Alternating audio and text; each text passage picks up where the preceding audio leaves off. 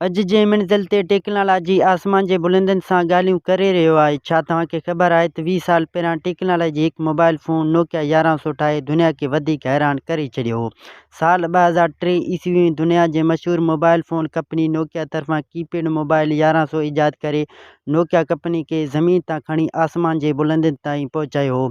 अॼु Nokia company जे मंज़िल ते आसमान जे बुलंदनि सां ॻाल्हियूं करे रहियो आहे। उन में नोकिया 1100 जो वॾो हथु आहे। लॉन्च थियण बैदि नोकिया 1100 जा 250 मिलियन यानी 25 करोड़नि खां वधीक मोबाइल फ़ोनूं सेल करे दुनिया जी मोबाइल कंपनियुनि खे हैरान करण सां गॾु हिकु रिकॉर्ड पिणु ठाहे वरितो। नोकिया 1100 जी मक़बूली अॼु ताईं बरक़रार आहे। 2009 ईस्वी में नोकिया तरफ़ां नवां नोकिया 1100 मोबाइलूं ठाहिण बंदि करे छॾिया हुआ, जंहिंजे करे अॼु दुनिया जे मार्केटनि में नोकिया 1100 जा नवां मोबाइल फ़ोनूं अणलभ थिया आहिनि। पर पोइ बि जेकॾहिं पंहिंजे आसपास जे ज़ीलोड दुकाननि ते नज़र फेरायूं त अञा ताईं नोकिया 1100 असांखे ॾिसण वटां मिलंदा। वधीक अहिड़ा इंफॉर्मेशन वीडियो ॾिसण लाइ असांजे यूट्यूब चैनल खे सब्सक्राइब करणु न विसरींदा। दोस्तों, मिलंदासीं नई वीडियो में। हिन वक़्तु अल्लाह हाफ़िज़।